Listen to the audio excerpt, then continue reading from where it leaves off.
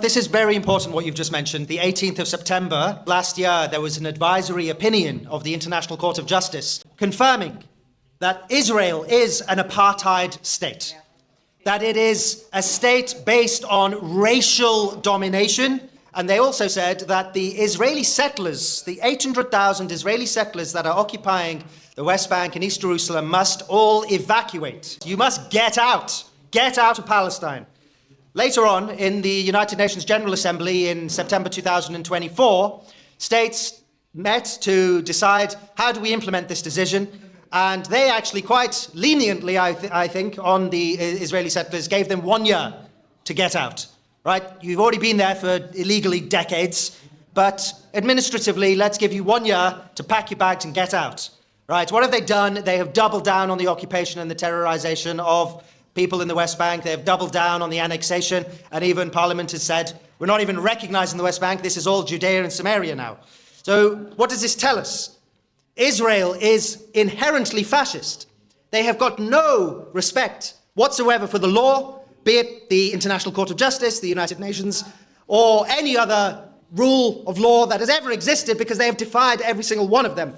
So we are dealing with something psychologically, and 50% of Israelis in Israel want the full extermination of the people in Gaza. We are dealing with a people who I think need to be de-Zionized psychologically in a very intense way, if not just removed entirely for the good of humanity. Yeah. They need to be stopped. Violence, pure violence, needs to be stopped. So we have that reality now. How do we do it? If we saw a person raping and beating a child on the street, and our response to that was to think, you know what, I'm not going to buy any strawberries from that man anymore.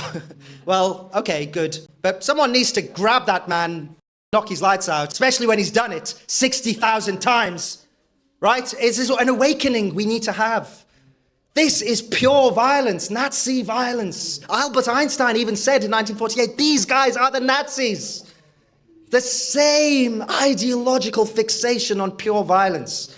So look, the UN, ultimately, they're not going to do anything. Right now, they are debating a French-Saudi proposal, which will do nothing other than entrench the occupation. The leadership is actually coming from the flotilla. They are the ones who are actually deciding enough is enough, and we're willing to risk our lives, be detained to break the siege. We need to protect them, and that's what is central to our demand. We need to be serious, send militaries now to protect the breaking of the siege, to stop the inevitable continuation of the extermination.